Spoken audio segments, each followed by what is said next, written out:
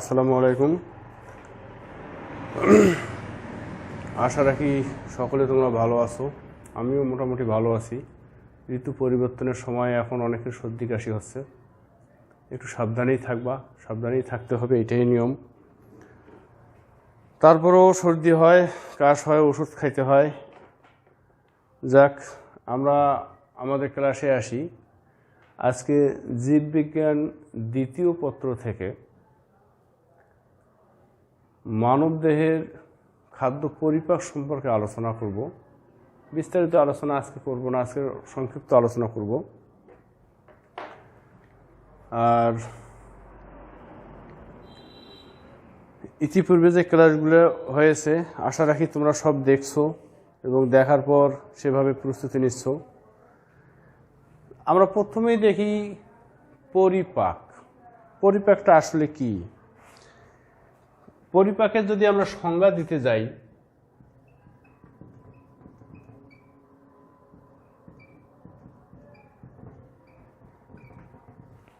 খাদ্য পরিপাকের সংজ্ঞা দিতে গেলে আমরা সংক্ষেপে আগে বলি যে আমরা যে খাদ্যটা গ্রহণ করি সেই খাদ্যটা থাকে মূলত জটিল অবস্থায়। এক কথায় খাদ্যের রাসায়নিক উপাদানগুলো থাকে জটিল উপায়ে। এই জটিল উপায়ে বা জটিল উপাদানগুলোকে আমরা মূলত আমাদের শরীরের ভিতরে সেটাকে সরল এবং কোষের গ্রহণ উপযোগী উপাদানে পরিণত করি যে পদ্ধতিতে, সেই পদ্ধতিটাকে আমরা বলবো পরিপাক। তাহলে আমরা কিভাবে বলবো? যে জৈব রাসায়নিক প্রক্রিয়ায় জটিল খাদ্যবস্তু বিভিন্ন হরমোন ও এনজাইমের সহায়তায় ভেঙে সরল ও কোষের গ্রহণ উপযোগী উপাদানে পরিণত করে, এই প্রক্রিয়াকে আমরা বলবো খাদ্য পরিপাক। এক্ষেত্রে আমাদের হরমোনও কাজ করে, এনজাইম কাজ করে। এছাড়া আরও পদ্ধতি আছে। এই খাদ্য পরিপাক প্রক্রিয়া মূলত দুটি ভাগে বিভক্ত। পরিপাক পদ্ধতি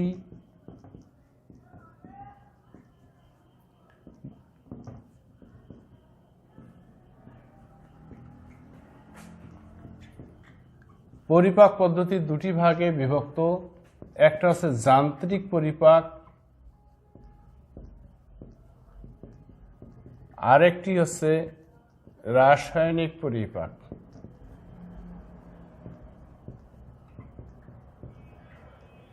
তাহলে প্রথমেই খাদ্য পরিপাক দুইটা পদ্ধতিতে সম্পন্ন হয়। একটা হচ্ছে যান্ত্রিক পরিপাক, আরেকটি হচ্ছে রাসায়নিক পরিপাক। যান্ত্রিক পরিপাকটা হচ্ছে এই খাদ্য গ্রহণ যখন করি আমরা, যেহেতু এখানে মানবদেহ অধ্যায় আমরা করতেছি, তাহলে আমাদের সম্পর্কে এই আলোচনা এখানে মানবদেহে বা আমরা যখন খাদ্য গ্রহণ করি এখানে কিছু যান্ত্রিক বিষয় থাকে। যেমন মুখের মধ্যে খাদ্যটা গেলে মুখে আমাদের দাঁত একটা ভূমিকা পালন করে, জিহ্বা, তারপর পাকস্থলীর পেশি,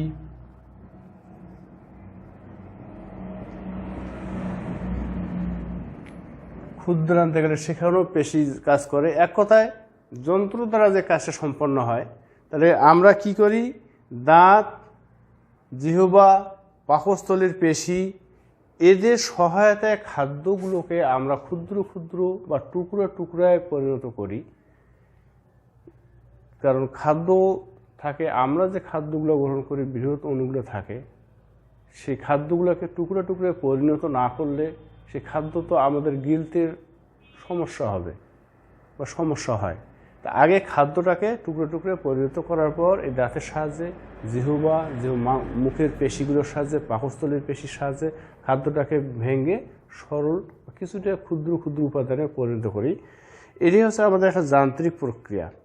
আর রাসায়নিক প্রক্রিয়া বলতে যে প্রক্রিয়া বিভিন্ন হরমোন এবং এনজাইম ভূমিকা পালন করে খাদ্যকে ভেঙে একবারে খাদ্যের মধ্যে যে পুষ্টি গুণটা আছে সেই পুষ্টি গুণটা আমাদের দেহের শোষণ উপযোগী উপাদানে পরিণত করে, সেটাই হচ্ছে আমাদের রাসায়নিক পরিপাক। প্রথমে তাহলে আমরা দেখি আমাদের এই মুখ গহ্বরে যে কি ধরনের খাদ্যগুলো পরিপাক হয় বা খাদ্য পরিপাক প্রণালী সম্পর্কে একটু আলোচনা করব। তার আগে দু একটি কথা, যে মানুষ কি ধরনের জীব, আমরা কোন ধরনের খাদ্য গ্রহণ করি। অন্যান্য জীবের মতো মানুষকেও খাদ্য গ্রহণ করতে হয় এবং এই খাদ্য তাদেরকে পরিপাক করতে হয়। পরিপাক করার পর সেখান থেকে সে পুষ্টি উপাদানটা তার শরীরের নানাবিধ কাজে ব্যবহৃত হয়। তাহলে খাদ্য পরিপাক করতে গেলে মানুষ কি ধরনের খাদ্য খায়? মানুষ মূলত হচ্ছে সর্বভোগ প্রাণী। কিছু কিছু জীব আছে যারা শাকসবজি ভক্ষণ করে, তাদেরকে বলা হয় শাকাশী। কিছু জীব আছে যারা শুধুমাত্র মাংস ভক্ষণ করে, তাদেরকে বলা হয় মাংসাশী। আর যারা শাকসবজি এবং মাছ মাংস উভয়ে ভক্ষণ করে, উভয়ে খাদ্য হিসেবে গ্রহণ করে, তাদেরকে আমরা বলি সর্বভোগ প্রাণী বা অমনিভোরাস। হার্বিভোরাস, কার্নিভোরাস এবং অমনিভোরাস, এই 3 শ্রেণীর জীব আছে। আমরা মূলত সব ধরনের খাদ্যই গ্রহণ করি। খাদ্যের মধ্যে যে উপাদানগুলো আছে, শর্করা, আমিষ, লিপিড বা চর্বি, প্রোটিন, কার্বোহাইড্রেট, তাহলে আমরা 3 ধরনের খাদ্য খাই। এই খাদ্যগুলো ছাড়াও আমাদের দেহে খাদ্য আমরা গ্রহণ করি। এই খাদ্যগুলোর সঙ্গে আমাদের শরীরে চলে যায় ভিটামিন, খনিজ লবণ, পানি। আরও একটা খাদ্য উপাদান আছে যেটাকে আমরা রাফেজ বলি বা আঁশ জাতীয়। তা মূল খাদ্য উপাদান মূলত হচ্ছে আমাদের এই 3টে: শর্করা, আমিষ এবং স্নেহ জাতীয় খাদ্য। এই খাদ্যগুলোই আমাদের গ্রহণ করতে হয় এবং এই খাদ্যগুলো থেকেই আমাদের নানান ধরনের পুষ্টি উপাদান সংগৃহীত হয়। এখন খাদ্য পরিপাক করতে গেলে কোন কোন ধরনের এনজাইম আমাদের ভূমিকা পালন করে, তো এনজাইম সম্পর্কে না বলি আজকে প্রাথমিকভাবে আমি আলোচনা করব যে মুখ গহ্বরে খাদ্যটা কিভাবে পরিপাক হয়। তাহলে খাদ্য পরিপাক, এখানে প্রাথমিক যে আলাপটা আজকে করব এটা মুখ গহ্বরে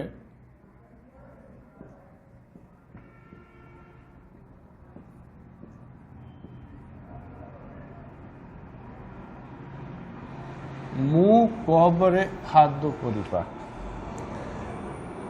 মানুষের মুখ থেকে বায়ু পর্যন্ত যে অংশটা, সেটাকে আমরা বলি পৌষ্টিক গ্রন্থি বা পৌষ্টিক নালী। মানুষের পৌষ্টিক নালী এখান থেকে এটার যে দৈর্ঘ্যটা আছে 8 থেকে 10 মিটার লম্বা এবং পৌষ্টিক নালীর শুরু মুখ থেকে, মুখে নাসাছিদ্রের নিচে অবস্থিত একটা অংশ যেটাকে আমরা মুখ বলি। মুখ গহ্বরের মধ্যে আমাদের যে উপাদানটা আছে সবচেয়ে, সেটা স্বাদ গ্রহণ করে। খাদ্যটা কোন ধরনের, তিক্ত না মিষ্ট না ঝাল না লবণ বেশি, জিহ্বা আমাদের এখানে গুরুত্বপূর্ণ ভূমিকা পালন করে।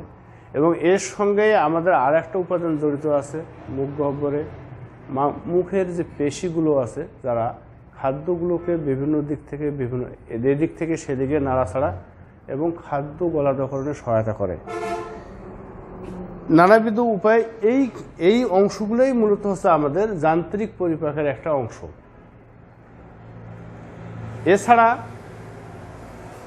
খাদ্যে আমাদের সহজে গলা দহন করতে গেলে এবং কিছু কিছু খাদ্য আছে, বিশেষ করে শর্করা জাতীয় খাদ্যটা, এটা পরিপাকের সূচনায় হয় সেটা মুখ গহ্বরে আমাদের লালা গ্রন্থি আছে। লালা গ্রন্থি থেকে লালা নিঃসৃত হয়। আমাদের মুখে 3 জোড়া লালা গ্রন্থি আছে বা স্যালাইভারি গ্ল্যান্ড আছে। এই স্যালিভারি গ্ল্যান্ডগুলো থেকে যে লালা নিঃসৃত আছে, এই লালাগুলো আমাদের বিভিন্নভাবে খাদ্য পরিপাকের সহায়তা করে এবং খাদ্য গলা দখল করা বা পাকস্থলী পর্যন্ত খাদ্য পৌঁছানোর ক্ষেত্রে গুরুত্বপূর্ণ ভূমিকা পালন করে। 3 জোড়া লালা গ্রন্থির মধ্যে দুপাশের কানের নিচে আছে প্যারোটিড গ্রন্থি, 1 জোড়া আছে প্যারোটিড গ্রন্থি। তারপর আছে সাবমেন্ডিবুলার গ্রন্থি 1 জোড়া, মেন্ডিবুলার গ্রন্থি যেটাকে আমরা বলি সোয়াল, নিচের সোয়ালটা হচ্ছে আমাদের ম্যান্ডিবল, উপরের সোয়ালটাকে আমরা বলি ম্যাক্সিলা। তো নিচের সোয়ালের ভেতরের দিকে এখানে আছে সাব ম্যান্ডিবুলার গ্রন্থি এবং জিহ্বার তলায় আছে সাব লিঙ্গুয়াল গ্রন্থি।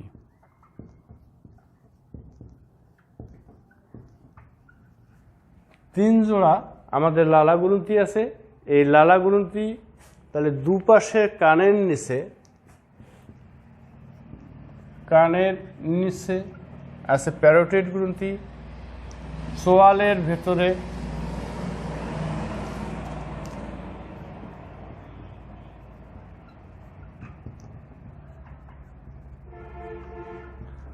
আছে সাবম্যান্ডিবুলার গ্রন্থি, জিহ্বার তলায় বা জিহ্বার নিচে আছে সাবলিঙ্গুয়াল গ্রন্থি। এই তিন জোড়া গ্রন্থি আছে এবং এই গ্রন্থি থেকে যে রসগুলো নিঃসৃত হয় একটা এখানে সেই রসগুলো আসে এই গ্রন্থিগুলোতে জমা থাকে। তা এই গ্রন্থি থেকে যে রস নিঃসৃত হয় সেই রসটা হচ্ছে লালা। এই লালাগুলো মূলত আমাদের খাদ্য পরিপাকে সহায়তা করে। লালাতে কি কি উপাদান আছে? লালা কিছুটা অম্লীয় এবং মূলত অধিকাংশটাই হচ্ছে পানি। 95.5 থেকে 99.5 ভাগ হচ্ছে পানি, আর বাকি অংশটুকুই শুধু হচ্ছে লালার অংশ। একজন সুস্থ মানুষ প্রতিদিন 1200 থেকে 1500 মিলিলিটার লালা ক্ষরণ করে। এটা নৈবেত্তিকেতে আসে। এই পরীক্ষাটা একজন সুস্থ মানুষ প্রতিদিন লালা ক্ষরণ করে 1200 থেকে 1500 মিলিলিটার। এবং এই মুখ গহ্বরের খাদ্য আমাদের দুই ভাগেই পরিপাক হচ্ছে। একটা যান্ত্রিক, ওই যে বললাম যে দাঁত এখানে গুরুত্বপূর্ণ ভূমিকা পালন করে, জিহ্বা মাংসপেশি সব গুরুত্বপূর্ণ ভূমিকা পালন করে, এরপরে অন্যান্য অংশ। তাহলে আমি একটু দাঁতের সংকেতটা এখানে দিয়ে দিই। একজন পূর্ণবয়স্ক মানুষের কতগুলো দাঁত থাকে? পূর্ণবয়স্ক মানুষের দাঁত বা দাঁতের যে সংকেতটা আমরা দেখি I2C1 P2M3, I2C1 P2M3। তাহলে এখন আমরা দেখতেছি, আলোচনা করতেছি দন্ত সংকেত, যে দাঁতের সাহায্যে খাদ্যকে যান্ত্রিক পরিপাক করা হয় বা খাদ্যকে টুকরো টুকরো করা হয়, সেটাই হচ্ছে এর অংশ। তাহলে যে সংকেতের সাহায্যে একজন পূর্ণবয়স্ক মানুষের দাঁতের সংখ্যা বা বিন্যাস বোঝানো হয় তাকে আমরা বলি দন্ত সংকেত। তাহলে একটা মানুষের দাঁত কত ধরনের থাকে? আমরা যদি সোয়ালটাকে 4 ভাগে বিভক্ত করি তাহলে তারে যে কোনো একটা অংশ I2C1 P2M3, I2C1 P2M3,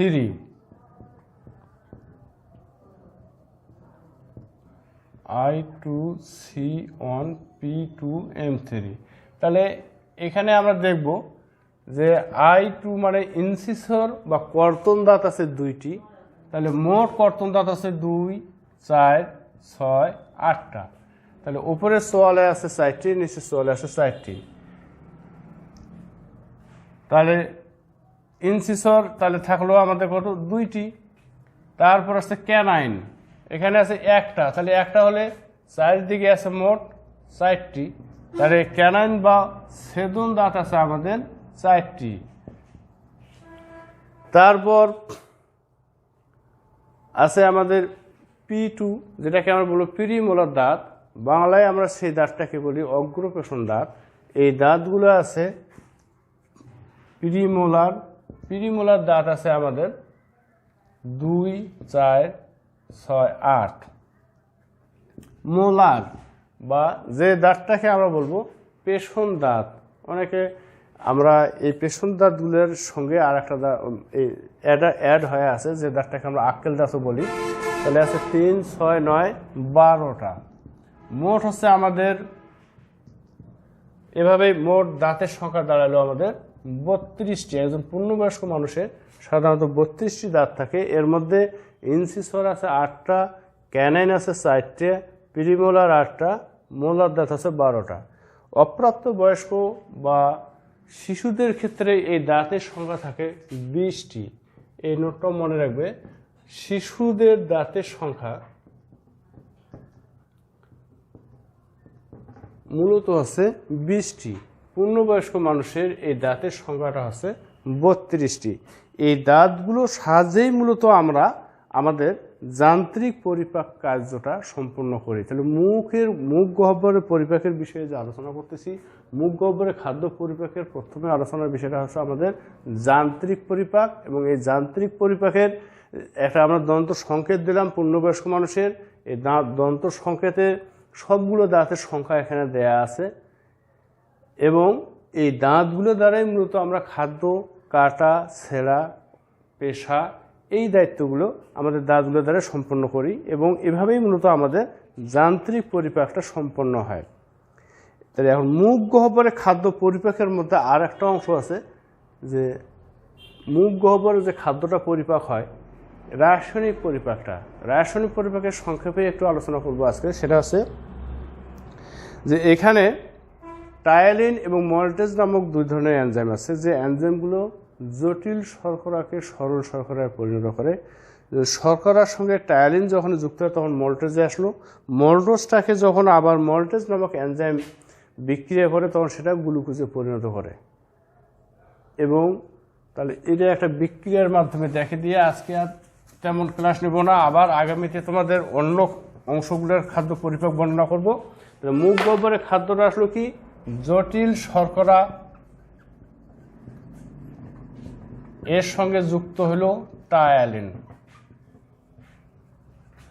তৈরি হয়ে গেল মল্টোজ। এখন এই মল্টোজকে ভাঙতেছে মল্টেজ নামক এনজাইম, তখন তৈরি হয়ে গেল গ্লুকোজ। গ্লুকোজটাই মূলত আমাদের দেহের কোষগুলো গ্রহণ করে। যা খাদ্য পরিপাকের প্রাথমিক আলোচনার মধ্যে আমরা যদিও শুধু হেডিংটা দিচ্ছি পরিপাক, পরিপাক বলতে মুখ গহ্বরে খাদ্য পরিপাক, এবং মুখ গহ্বরে শুধুমাত্র শর্করা জাতীয় খাদ্যটা পরিপাকের সূচনা হয় এবং এখানে আমিষ এবং স্নেহ জাতীয় খাদ্য পরিপাককারী কোনো এনজাইম না থাকায় মুখে অন্যান্য কোনো খাদ্য পরিপাক হয় না। তবে লালাগুলো তাদের সঙ্গে মিশ্রিত হয়, ওই খাদ্যগুলোর সঙ্গে মিশ্রিত হওয়ার পর খাদ্যটা গলা দখল করতে সুবিধা হয়। যাক, আজকে এখানে এই পর্যন্তই। করোনার এই প্রাদুর্ভাবকালে বা করোনা আবার যেভাবে সংক্রমণ ঘটাচ্ছে, তোমরা সাবধানে থাকবে, ঘরে থাকবে। আমাদের মতো বাইরে বেশি ঘোরাঘুরি করার দরকার নাই, ঘরে বসে বই পড়ো। ধন্যবাদ সবাইকে।